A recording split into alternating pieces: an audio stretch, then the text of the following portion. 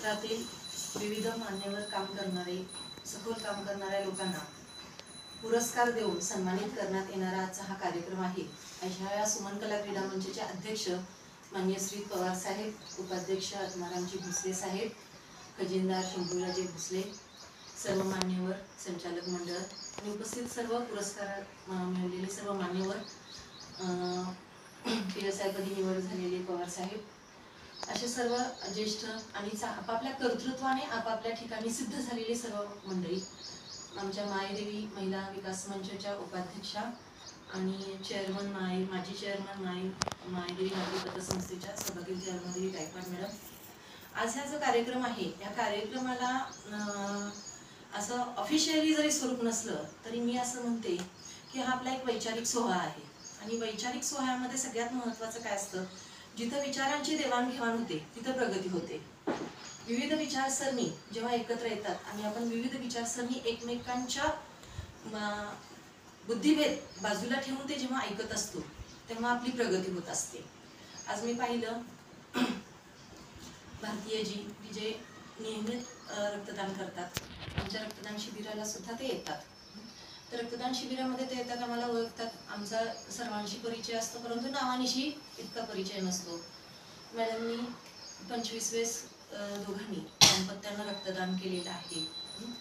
Suryavanshi sir सारथी science academy चालवतात। एखाद्या शिक्षकांनाच प्रेरणा द्यावी असं त्यांचं व्याख्यान होतं। भारतीय सर जे बोलले ते सर्व धर्म समभाव, म्हणजे आज इथं बसलेला जो गोतावळा मला दिसला त्याला खरं तर मी गोतावळाच म्हणेन, की विविध धर्मातील विविध विचारसरणीतील लोक कुठेतरी सुसंस्कृत विचाराने, सौभाग्यशाली चांगलं काम करण्याच्या विचाराने एकत्र येतात आणि दुर्गुणांना बाजूला सरकून आपल्याला कसं पुढे जाता येईल याचा विचार करण्यासाठी आपण एकत्र येतो। हे खरं आपलं भाग्य आहे, कारण एवढ्या लांबून कुठलाही गाजावाजा नाही, कुठली पत्रिका नाही, कुठलाही त्याच्यामधून इच्छा अपेक्षा नाही, अशा प्रकारे कामकाज करण्याचं काम सुमन कला क्रीडा मंचचं आहे की त्याच्यामधून फक्त गुणवत्ता साधली जाते।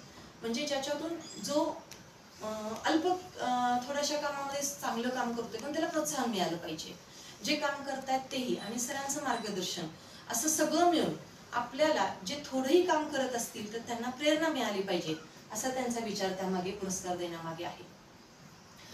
तर मला आता मी सर्वांचे काम पाहते, बेंद्रे साहेब पण खूप चांगलं काम करतात। सर मगाशीच बोलले, भोसले सर बोलले की सध्या सुसंस्कृतपणा कमी होत चाललेला आहे, परंतु कमी होत चाललेला आहे म्हणण्यापेक्षा आपल्यासारखे जे चांगले विचार करतात त्या लोकांनी एकत्र येऊन हा विचार वाढवला पाहिजे, एकत्र आलं पाहिजे, बसलं पाहिजे आणि अशा विचारांची देवाणघेवाण झाली।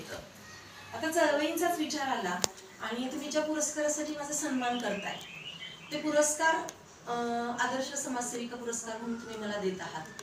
तर एक चळवळ अशी होती की 8 मार्च 2009 साली, म्हणजे मी फक्त 27 वर्षांची होते तेव्हा, डॉक्टर होऊन मी 2-3 वर्ष पुण्यामध्ये प्रॅक्टिस करून मी कराडला मुक्तीस आले होते। आणि तेव्हा मला माझे सासरे आदरणीय शेतीमित्र श्री अशोकरावजी थोरात भाऊ तेव्हा मला म्हटले की तुम्ही सर्व सुशिक्षित स्त्रिया, म्हणजे आमच्या मायदेवी शिक्षण संस्थेतल्या आणि पतसंस्थेतल्या सुशिक्षित स्त्रिया की त्या अर्थार्जनासाठी तुम्ही कॅपेबल आहात, तुम्ही इतर अशिक्षित आणि अडाणी की ज्या मलकापूरमध्ये स्थलांतरित होऊन कामकाजासाठी पोट भरण्यासाठी आलेल्या आहेत त्यांच्यासाठी तुम्ही काय करणार? हा प्रश्न इतका धक्कादायक होता आम्हाला की आताच्या काळामध्ये, म्हणजे भोसले साहेब मला आलेल्या म्हटले की मी अशोकराव थोरातांचे अगदी जीवष्ट कंठस्थ मित्र आहोत, आम्ही खूप वर्ष एकत्र काम केले। तर त्यांचं पुढचं व्याख्यान ऐकताना मला आलं की ही पिढीच अशी जातीवंत होती की जी स्वतःचा समाज, स्वतःचं आपलं घरचं सोडून बाहेरच्या समाजाचा जास्त विचार करणारी ही पिढी होती। म्हणजे मला तेव्हा धक्का बसला होता की बाबा आपलं सोडून आपल्या घरच्यांचं, बाजूच्यांचं काय विचार करायचं, समाजाचा काय कल्याण करायचं। आजही मी भाऊंना म्हणते, भाऊ तुम्ही पक्के समाजसेवक आहात, पक्के समाजसेवक आहात, जिथं तुम्ही आधी मुलांचा, बाकीच्या घरच्यांचा विचार करायच्या आधी तुम्ही समाजाचा जेव्हा विचार करता तेव्हा तुम्ही पक्के समाजसेवक आहात। तर ही पिढी जी आहे ही नितांत स्वातंत्र्योत्तर काळात त्या जन्मलेली आहे आणि त्या स्वातंत्र्योत्तर काळात पक्के देशभक्तीचा पाया त्यांच्यामध्ये घडलेला आहे। तर तेव्हा मला त्यांनी जो प्रश्न विचारला त्याला आमचं असं उत्तर होतं की मग आम्ही प्रयत्न करतो महिलांसाठी। त्यांनी आम्हाला तेव्हा दिशा दिली की तुम्ही महिला विकास मंच स्थापन करा आणि महिलांसाठी काम करायला चालू करा. म्हणजे तुमच्या अर्थार्जनाशिवाय तुम्ही 4 पैसे समाजाला दिले पाहिजेत, हा त्यांनी तेव्हा आम्हाला रुजू घातलेला पाहिला.